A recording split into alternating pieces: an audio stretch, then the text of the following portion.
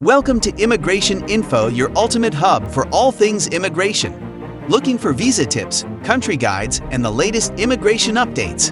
You're in the right place. Subscribe for expert insights and join our global community today. Gov. Greg Abbott was blunt when asked about President Joe Biden's performance at the State of the Union address. "I give it an F for failure," he said Friday in an interview at the governor's mansion. "There's a number one issue in America, and that's securing the border.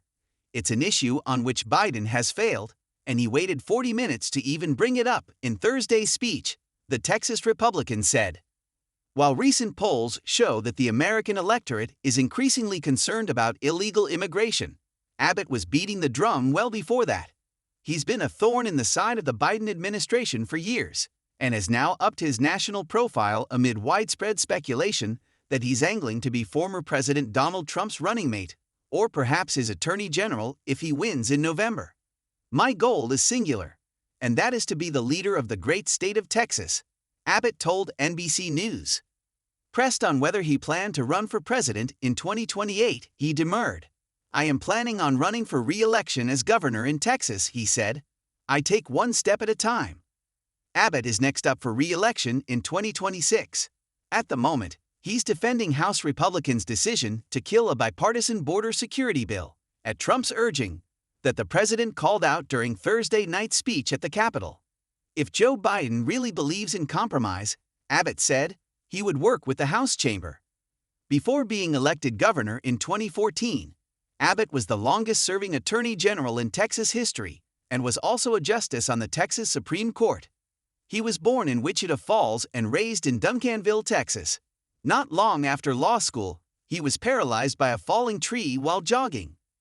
Now he's among the people considered most responsible for creating divisions among Democrats over the Biden administration's immigration policies, in turn pushing them toward the right. His decision to bus migrants to major cities across the country slowly nudged Democratic mayors to break with Biden over the record migrant influx. The White House has repeatedly called the Bising program a political stunt, but it solidified Abbott's dominance among the Republican base. Just this week, he and his Attorney General, Ken Paxton, presided over a decisive victory in their home state. A slew of Republican candidates they had endorsed toppled many GOP members of the Texas House in a move seen as sheer political revenge. The Republican legislators who lost had crossed the governor on his legislative priority, school vouchers, and had tried to impeach Paxton. The message was clear: don't mess with the Texas governor. Abbott, 66, is also forging ahead with court battles over buoys in the Rio Grande, and a new law that would fundamentally alter the relationship between local and federal government over immigration enforcement. The law, which was originally set to take effect Sunday, has been put on hold temporarily by the Supreme Court.